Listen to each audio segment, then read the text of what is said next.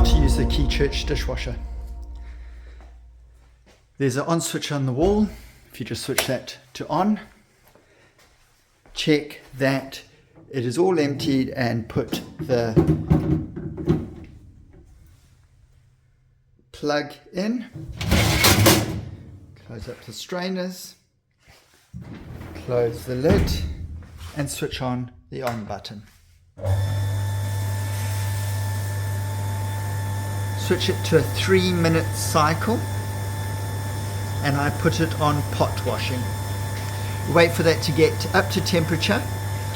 The water will stop and the temperature will go to just under 90 degrees. You will hear after about 3 or 4 minutes that the water will go off. The dishwasher is full and the temperature will be slowly climbing. Just wait for that to reach 90 degrees.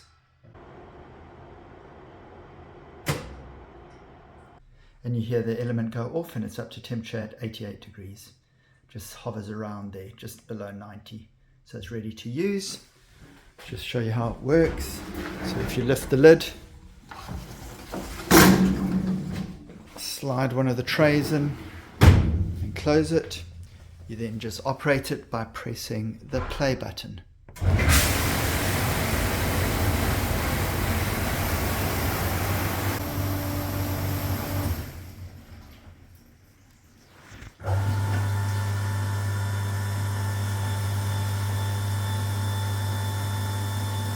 You'll hear the dishwasher stop washing, start rinsing, and then it will go silent.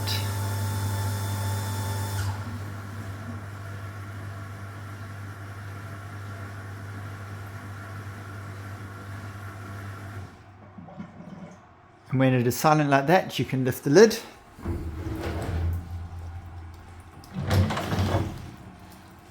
and then dry off your dishes. A handy tip is to just let the water get back up to temperature again before doing another load. This will just get the best results, get any of the grease off. Also, where possible, just wash your glasses first and then work your way towards the pots last, just to preserve the cleanliness of the water. Once you've finished your washing, we'd appreciate if you drained. If you just lift the sieve, remove the plug, and with the lid open, it only works if the lid is open, if you press the drain button.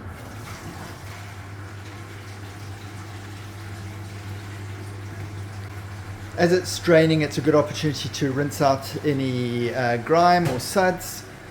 I like to use the big teapot. And especially if you've used the urn as well, you can switch off the urn to drain it. And then just start draining the urn. Fill the big teapot. Once the teapot is full, you can just use that hot water to just clean out